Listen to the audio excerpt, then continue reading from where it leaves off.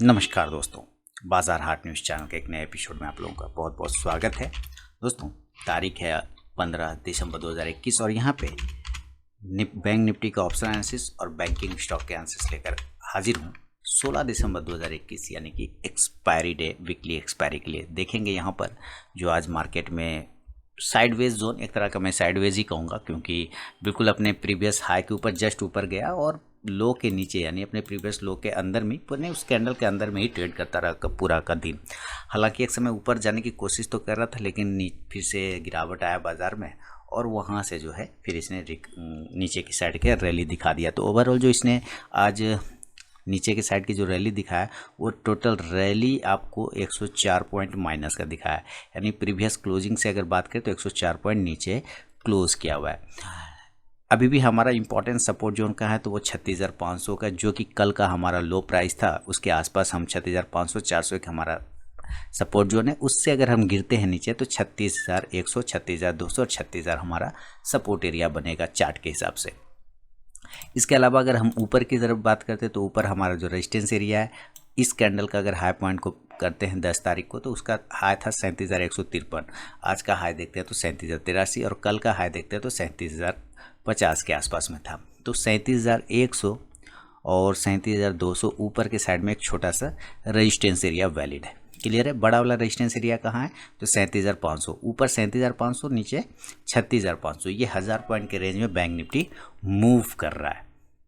Opening आज हम हुए हैं 36,930 के आसपास में और क्लोज किए हैं 36,789 के आसपास में। अगर ऊपर से देखा जाए तो हम ज़्यादा नहीं गिरे हैं, 200 पॉइंट नीचे आए हैं, लेकिन ओवरऑल कल के क्लोजिंग से देखते हैं तो 100 पॉइंट ही हम नीचे क्लोज हुए हैं। हाई से अगर हम देखें 37,083, देन यहाँ से हमको देखने में आ रहा है कि 37,000 के बाद जो हम लो लगा रहे हैं 36,743 का, इसका मतलब है कि हम 400 पॉइंट यहाँ से भी माइनस हुए हैं। तो ओवरऑल उतना खास गिरावट नहीं है पॉइंट वाइज, लेकिन जिस रेशियो में वो गिर रहा है, जिस रेशियो से उसने गिरावट दिखाया, अगर इसको छोटे टाइम फ्रेम पे देखें तो वो थोड़ा सा सोचने वाली बात पैदा करता है। कल एक्सपायरी डे है तो इसके हिसाब से ऑप्शन चेन को भी देखना पड़ेगा और जैसा कि रोज़ लेकर आता हूँ। चैनल को सब्सक्राइब नहीं किया तो जरूर सब्सक्राइब कर लें और टेलीग्राम चैनल भी ज्वाइन कर सकते हैं जहाँ पर आपको लाइव मार्केट में कॉल प्राप्त होता रहता है और बहुत सारी मार्केट रिलेटेड जानकारी भी। तो चलिए शुरुआत करता हूँ ऑप्शन चेन को, देखते हैं कहाँ पर कौन सा लेवल बाय और सेल का बनता है। तो बैंक निफ्टी का पीसीआर वैल्यू अभी क्या आ रहा है तो 0.6616 का आ रहा है, यानी कि पीसीआर वैल्यू ही हमें एक कंफर्ट जोन दे रहा है कि एक भरोसा ये दिला रहा है कि बाउंस हो सकता है ये कल, ये चांसेस बना रहा है। हम यहाँ पे कॉल को देखेंगे और पुट को देखेंगे, लेकिन कब, किस तारीख का? तो 16 तारीख की एक्सपायरी को। ठीक है, कल वीकली एक्सपायरी, तो पुट कॉल रेशियो थोड़ा सा कंफर्ट जोन है। बाकी डेटा में ऐसा कुछ है नहीं, डेटा तो थोड़ा सा नेगेटिव ही ज़्यादा दिखा रहा है। रेजिस्टेंस पहले देखेंगे और सपोर्ट देखने की भी कोशिश कर रहे हैं। तो हम क्लोजिंग कर रहे हैं 36,800 के आसपास में, हम कहीं ना कहीं क्लोज कर रहे हैं 36,789 यानी 800। तो कुल मिलाकर हम 36,800 के पास में एट द मनी बैठे होंगे। बिल्कुल ठीक है। अब यहाँ पे देखते हैं कि क्या मामला है। इस तरफ में 4,87,425, ध्यान से देखिए 4,87,425 हमारा कॉल राइटर है। ठीक है, अगर हम इसके बारे में पुट का मुकाबला देखते हैं तो यहाँ पे पुट शॉर्ट कवरिंग है, यानी कि पुट को शॉर्ट किया गया था, यहाँ पे राइट किया गया था, देन अब उसको ये लोग कवर कर रहे हैं। इसका मतलब ये पुट बायर हो गए। तो पुट बायर होने का मतलब है कि आप कॉल राइटर को सपोर्ट कर रहे हैं। इसका मतलब 36,800 हमारा एक रजिस्टेंस एरिया, नज़दीकी रजिस्टेंस एरिया जो बनेगा वो 36,800 का है। 36,900 का मुकाबला पर अगर हम देखते हैं तो यहाँ पे 7,46,175 हमारा कॉल राइटर है और इसके मुकाबले हम पुट की बात करते हैं तो 4,91,700। तो यहाँ पे भी हम साफ सुथरा देख रहे हैं कि 36,900 भी इससे ब्रेक नहीं हो पा रहा है। 37,000 पे बाय डिफ़ॉल्ट राउंड नंबर है तो यहाँ पे ज़्यादा कॉल राइटर बैठा होगा, जहाँ पे 25,55,075 कॉल राइटर है। और अगर पुट राइटर की बात करें तो राइटर तो है नहीं, यहाँ पुट बायर है। तो पुट बायर भी 13,95,075 है, यानी कि ये और हेवी रेजिस्टेंस बना रहा है। यानी कि अब हम ज़्यादा मजबूत तभी हो पाएंगे जब हम 37,000 के ऊपर में क्लोजिंग स्टार्ट करेंगे तभी, क्योंकि यहाँ पे सबसे ज़्यादा अगर कॉल राइटर कहीं बैठा है तो वो है 37,000 के राउंड नंबर पर। क्लियर? 37,100 का बात करते हैं तो 37,100 पे 9,11,500 हमारा कॉल राइटर है। और यहाँ पे हमारा पुट राइटर की बात करें तो पुट राइटर में नहीं बल्कि शॉर्ट कवरिंग है 2,54,000। तो यहाँ पे भी हम 37,100 के पास में एक रेजिस्टेंस देख पा रहे हैं। आज का अगर हम हाई की बात करते हैं तो हाई हम 37,083 के आसपास लगाए थे, यानी कि हम 37,100 के आसपास गए थे। तो और अभी क्लोजिंग कर गए 37,800 के आसपास में, तो वहाँ से हम नीचे की तरफ में आ गए 300 पॉइंट। तो हम ये कह रहे हैं कि अब जो रेजिस्टेंस एरिया है 37,200 वाला तो हमारा वैलिड है ही, लेकिन उसके पहले भी इस रेजिस्टेंस को अगर हम छोड़ दें तो हम 37,100 को ही ब्रेक करने में हालत ख़राब हो जा रही है। 37,100 तभी ब्रेक हो पाएगा दोस्तों जब तक ये 25 लाख वाला जो कॉल राइटर बैठा है 37,000 के ओपन स्टेज पर, जब तक ये कवर नहीं हो, जब तक ये नहीं शिफ्ट हो, तब तक ये हम ऊपर की साइड में बढ़ना मुश्किल है। तो फिलहाल मैं 37,100 तक को ही लेके चलूँगा, 37,100 37,100 के पास में। अब हम सपोर्ट ढूंढने की अगर बात करते हैं तो सपोर्ट जरा नीचे की साइड में देखें तो 36,700 पे देखते हैं। यहाँ पे पुट बायर बैठा हुआ है 7,36,225 का, और इसके मुकाबले कॉल राइटर है 2,69,000। तो यहाँ पे एक बायर तो है 7,36,000 और हम ठीक उसके ऊपर भी सस्टेन कर रहे हैं। तो एक पहला और सपोर्ट नज़दीकी सपोर्ट की बात करें तो 36,700 का हम ले सकते हैं, लेकिन ये उतना स्ट्रॉन्ग है नहीं। क्यों? क्योंकि यहाँ पे पुट बायर है, राइटर है नहीं है। अब यहाँ पे 36,600 की बात करते हैं तो 6,43,725 हमारा पुट शॉर्ट कवरिंग किया हुआ है और 1,66,275। तो 36,600 भी हमारा एक सपोर्ट बन सकता है। तात्कालिक डेटा देख के लग रहा है हमारा मेन जो सपोर्ट बनेगा वो सपोर्ट बनेगा 36,300 पे। आप यहाँ देख रहे हैं 36,300 जो है ये बता रहा है कि अब आपका मेन सपोर्ट बन सकता है, क्योंकि अभी मैंने आपको चार्ट पे बताया था कि 36,500 नीचे के लेवल और ऊपर के लेवल की अगर बात किया था तो 37,500 की बात किया था। ये लेवल 37 टूटने के बाद आपको लेवल बताया गया था कि 36,200 से 36,200 तक हम यहाँ पे होल्ड करेंगे। तो यही एरिया यहाँ से मेन सपोर्ट हमारा तैयार हो रहा है, यानी 36,200 के आसपास, जो कि आप देख रहे हैं 300 तक डेटा आ गया।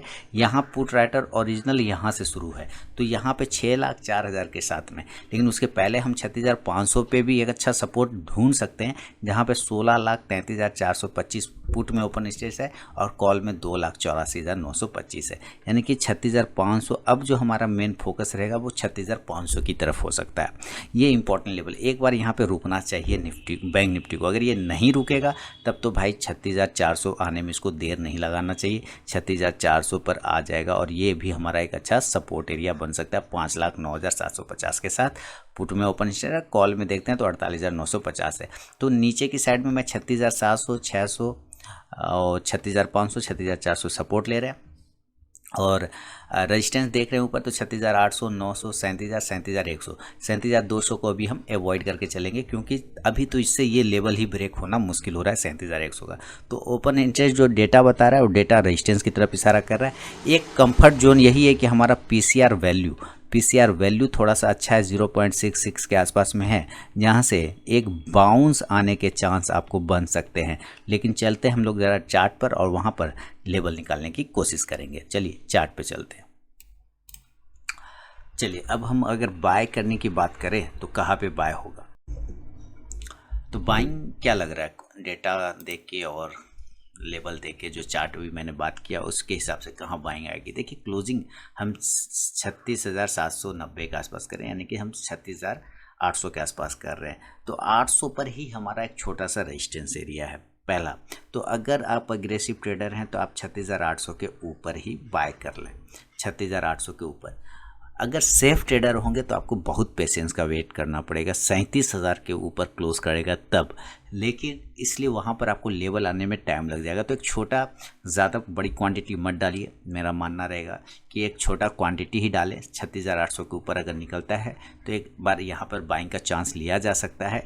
टारगेट ऊपर में 36,900 से लेके पहला टारगेट 37,000 का मिलेगा। और 37,000 का क्यों मैं बोल रहा हूँ कि 37,000 के ऊपर क्यों नहीं देख रहा हूँ, क्योंकि सबसे ज़्यादा हेवी कॉल राइटिंग जो हो रखा है, हेवी कॉल राइटिंग अगर कहीं पे हो रखा है तो वो है 37,000 के स्ट्राइक प्राइस पे, जहाँ पे सबसे ज़्यादा ओपन स्टेज लगभग 25 लाख के आसपास में बैठा हुआ है। क्लियर है ना।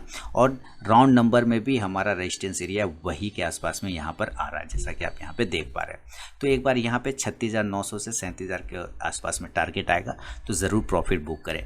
ऊपर के लेवल को हम तभी देखेंगे जब ये 37,000 के ऊपर में 15 से 20 मिनट अगर ये टिक गया, प्राइस इसके ऊपर सस्टेन कर गया इस लेवल के ऊपर 37,000 के ऊपर, देन हम ऊपर के लेवल 37,100 से लेके 37,200 तक का टारगेट ले सकते हैं। लेकिन इसके ऊपर टिकना ही थोड़ा सा मुश्किल हो रहा है 37,000 के ऊपर, जो साफ सुथरा दिख रहा है। तो यहाँ के लिए लेवल आपको मैं बता रहा हूँ कि 36,900 से 37,000 का एक टारगेट होगा। आप चाहें तो आप यहाँ से कॉल में कौन सा ऑप्शन ट्रेड करेंगे तो कॉल का ऑप्शन लेंगे। यहाँ पे कॉल ऑप्शन लेंगे स्ट्राइक प्राइस का, तो 36,900 के ही स्ट्राइक प्राइस का आप लेके चल सकते हैं।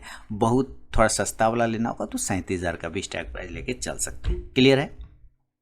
एक तो यहाँ पे आपको बाइंग का रिस्क लिया जा सकता है। दूसरा, अगर आपको सेलिंग करना हो बहुत अच्छे से कि अगर कंफर्ट बाय में नहीं आ रहा है, सेल में ही आ रहा है, डेटा भी ख़राब बता रहा है, तो ज़रूर सेल करिए। देखिए 36,700 के नीचे आप बिल्कुल सेल करिए। आप एग्रेसिव ट्रेडर हैं तो 36,750 के नीचे ही सेल कर सकते हैं। ये दो एरिया बनेंगे जहाँ पे आप सेल करेंगे। एग्रेसिव वाले 36,750, सेफ वाले तो 36,700 के नीचे, और जो टारगेट नीचे खुलेगा वो 36,600 से लेके 36,500 का खुलेगा। अब नीचे के लेवल पे हम 500 पे देख रहे हैं कि सबसे ज़्यादा ओपन इंटरेस्ट बैठा हुआ है पुट में, तो एक बार यहाँ पे आपको प्रॉफिट बुक कर लेना चाहिए। अगर हम 36,500 के नीचे सस्टेन करना स्टार्ट हो गए तब आपको पता है ये कहाँ जा सकता है, तब ये आपको 36,300 तक भी लेके जा सकता है। अभी फ़िलहाल इस कंडीशन में तब आपको पुट ऑप्शन को बाय करके चलना होगा, पुट ऑप्शन को बाय करना होगा। और कौन सा स्ट्राइक प्राइस को, तो भाई 36,700 के स्ट्राइक प्राइस को पुट ऑप्शन को बाय करके चल सकते हैं। इंडेक्स नीचे आएगा तो ये पुट ऑप्शन ऊपर जाके प्रॉफिट देगा। एक तो ये सिनेरियो आ रहा है यहाँ पर आपके सामने, ठीक है। अब मान लीजिए कि ऐसा नहीं होता है और ये गैप अप खुल जाता है, कुछ अचानक हुआ रात में और कुछ गैप अप खुल गया, तब हमें क्या लेवल आ सकते हैं। तो गैप अप खुलेगा तो कहाँ खुलेगा, मेरे लिए तो वही 37,000 वाला ही लेवल है। यही लेवल 37,800 के आसपास ट्रेड हो रहा है। हम कितना ऊपर गैप खुल सकते हैं, ज़्यादा से ज़्यादा 37,000 37,100, उससे ज़्यादा का उम्मीद तो मैं फ़िलहाल तो नहीं कर रहा हूँ। डेटा भी नहीं मैच कर रहा है कि इतना का बात कह दूँ कि हाँ यहाँ खुल सकते हैं। अगर यहाँ खुल जाते हैं तो एक बार तो ज़रूर आपको सेल का रिस्क लेना चाहिए, ज़रूर सेल का पोजीशन बनाना चाहिए। डेटा यही बता रहा है और लेवल भी यही बता रहा है, क्योंकि वो हमारा राउंड नंबर का रेजिस्टेंस एरिया है।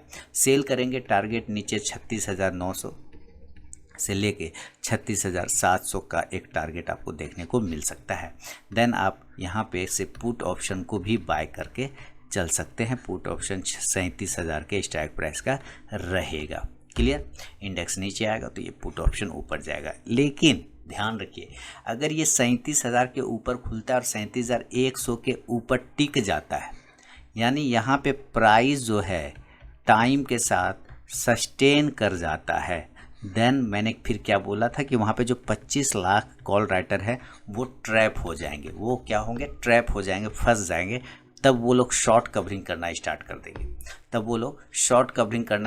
देंगे। और जब वो लोग शॉर्ट कवरिंग करेंगे, यहाँ से उसको कॉल को शॉर्ट करके कवर करेंगे, तब यही ऊपर के लेवल की तरफ भागना जाएगा। देन तब आपको यहाँ से बाय करना होगा। ध्यान से सुनिए क्या लिख रहा हूँ, 37,100 के ऊपर प्राइस और टाइम दोनों सस्टेन होना चाहिए। अगर ये सस्टेन नहीं करेगा तो छोड़ देंगे, अगर सस्टेन कर गया तब हम बाय करेंगे। तब ऊपर के लेवल में टारगेट खुलेंगे 37,200 से लेके 37,500 तक का फिर आपको टारगेट मिल सकता है। फिर आप यहाँ से कॉल ऑप्शन बाय करके चल सकते हैं और 37,100 के स्ट्राइक प्राइस का भी बाय कर सकते हैं और 37,200 के भी स्ट्राइक प्राइस का बाय कर सकते हैं। इंडेक्स ऊपर जाएगा तो ये कॉल ऑप्शन भी ऊपर जाके प्रॉफिट देगा। तो गैप अप में ही दो सिनेरियो बन रहे हैं जो कि चार्ट देख के लग रहा है। अब मान लीजिए ये गैप अप नहीं हुआ और ये गैप डाउन खुलता है, तब हमें क्या करना होगा इसको समझते हैं। अगर ये गैप डाउन खुल गया तो कहाँ पे खुलेगा, 36,700 पर ट्रेड हो रहा है, क्लोज 790 के आसपास में। अभी देखिए यहाँ पे पहला लेवल आता है कि या तो ये 36,500 पर ओपन हो जाए, इसके पास नहीं ओपन हो के 36,400 पर ओपन हो गया तो और अच्छी बात है, यानी हम बाय ऑन डीप का नीति अपना सकते हैं। बाय ऑन डीप का क्यों? क्योंकि 36,300 पर इसको एक इम्पॉर्टेंट सपोर्ट एरिया, ये this is best buy zone, ये आपके लिए एक बढ़िया बाय जोन है। This is best buy zone 36,300, यहाँ पे तो बाय बनेगा ही बनेगा। रिस्की ट्रेडर है तो आप 36,400 के आसपास भी बाय का पोजीशन बना सकते हैं। ऊपर के टारगेट जो खुलेंगे वो 36,600 से लेके 36,800 के टारगेट के लिए फिर आप बाय करके चल सकते हैं। देन आप इस हिसाब से कॉल ऑप्शन को बाय करने की कोशिश करेंगे। 36,500 के स्ट्राइक प्राइस का इंडेक्स ऊपर, तो ये कॉल ऑप्शन भी ऊपर जाके प्रॉफिट देगा। तो ये सारे सिनेरियो मैंने आपको बता दिए। अब चलते हैं ज़रा इंडिकेटर को देखते हैं। तो मैंने कल भी इंडिकेटर के बारे में क्या बताया था कि उतना कंफर्ट नहीं दे रहा है MACD, अभी भी क्रॉसओवर हुआ नहीं है। लेकिन अब जहाँ तक लग रहा है कि अगर ये शॉर्ट कवरिंग जो डेटा बता रहा है कि अगर तेज़ शॉर्ट कवरिंग आया तो ये MACD फिर यहाँ से क्रॉसओवर करके ऊपर निकल जाएगा, तब कल आपको यहाँ पे एक बाइंग बन सकती है। लेकिन ऐसा भी हो सकता है कि इसको क्लेम कर तो रहा है सिग्नल लाइन को, लेकिन ये वापस नीचे हो जाए और सिग्नल लाइन इस तरह से ऊपर हो जाए, दोनों अलग हो जाए, देन ये गिरावट बढ़ते हुए नीचे भी आ सकता है। तो इसको आपको ध्यान रखना है। तो इस सबसे बचने के लिए आपको क्या करना है, फ्लैक्चुएशन से बचने के लिए तो 15 मिनट के टाइम फ्रेम पर आप शिफ्ट कर जाएंगे डेटा को, चार्ट को, और उस पर ट्रेड करने की कोशिश करेंगे। तो जैसा कि आपको मैंने आज बता ही दिया कि ये बिल्कुल साइडवेज एरिया में फंसा रहा, 2 जोन बना रखे ऊपर में इसने, यहाँ एक जोन बनाया, पहले कैंडल का ये हाई है, उसके बाद दूसरा जोन यहाँ बनाया और उसी के अंदर में ये ट्रेड करता रहा पूरे दिन, है ना, जो कि इस ट्रेंड लाइन का कल वाला ब्रेकआउट था। अब इस एरिया में ट्रेड हो रहा है। देखिए बाइंग तो तब तक नहीं बनेगी जब तक कि ऊपर के लेवल को ये जब तक ब्रेक नहीं करेगा, बढ़िया बाइंग नहीं मिलेगा देखने को। तो यहाँ पे भी जाने में भी कम से कम 300 पॉइंट का रैली आपको आना चाहिए, तभी तो 300 पॉइंट का गैप है। तो नीचे की साइड में अगर ये 36,700 को ब्रेक करता है तो एक बार ये 36,500 और 400 के लेवल पर आ सकता है। लेकिन अगर यहाँ पर एक छोटा सा रेजिस्टेंस एरिया है जो कि 36,950 का 900 का आ रहा है, अगर उसको ब्रेक करता है तो एक बार ये 37,000 और 37,100 तक क्लेम कर सकता है, और इसके ऊपर अगर सस्टेन कर गया देन 37,200 से 300 की तरफ भागने की कोशिश करेगा बैंक निफ्टी। तो ये ओवरऑल व्यू है दोस्तों बैंक निफ्टी पे। सारा लेवल मैंने आपको बता दिया है, और अब चलेंगे ज़रा बैंकिंग स्टॉक्स की तरफ कि कौन सा बैंकिंग स्टॉक किस लेवल पे खड़ा है। चलिए चेक करते हैं। तो यहाँ पे क्या दिख रहा है बैंकिंग स्टॉक्स में आके, सारे बैंकिंग स्टॉक्स बस आपके सामने आ गए। अभी देखिए सब अपने अपने सपोर्ट पर आके खड़े हुए, माने एक झटका लगा हल्का सा कि नीचे की साइड में AU स्मॉल फाइनेंस बैंक भी टूट के नीचे गिर जाएगा। आप देख रहे हैं लो जैसे 1150 के नीचे गिरेगा, ये आपको 1130 तक के टारगेट सेल साइड में दिखा सकता है AU small finance bank. Axis bank थोड़ा सा मजबूती दिखा तो रहा है, लेकिन ये भी होल्ड नहीं कर रहा, काफ़ी जद्दोजहद कर रहा है। 720 के ऊपर टिकेगा तो 730 से 40 तक के कल टारगेट देखने को मिल सकते हैं। देखिए बाउंस आना है तो यही सब जगह है जहाँ पर बाउंस आ सकता है, वरना पिटाई तो हो ही गई है। बंधन बैंक 280 से 85, 90, जैसे अभी 90 के ऊपर था, अब इसको और नीचे ले आया, 285 कर दिया, है ना। रेजिस्टेंस ऊपर क्रिएट होता जा रहा है, 290 ज़्यादा बेहतर लेवल है, उसके ऊपर जाए तभी एक पोजीशन बनेगा, अदरवाइज छोड़ देंगे। बैंक ऑफ बड़ौदा नीचे के लेवल को कल 90 को ब्रेक करता है तो एक बार 88 से 85 तक गिर सकता है। Bank of India same condition में है, यहाँ से ऊपर ब्रेक नहीं हो पा रहा है, इससे 57 के ऊपर जाएगा तो 58 से 60 के टारगेट बनेंगे। केनरा बैंक अपने सपोर्ट पे है, 210 के नीचे गिरेगा तो 200 तक आने के चांसेस के बन सकते हैं। बाउंस होना है तो यही जगह है जहाँ से ये बाउंस होके ऊपर जा सकता है कुछ इस प्रकार से।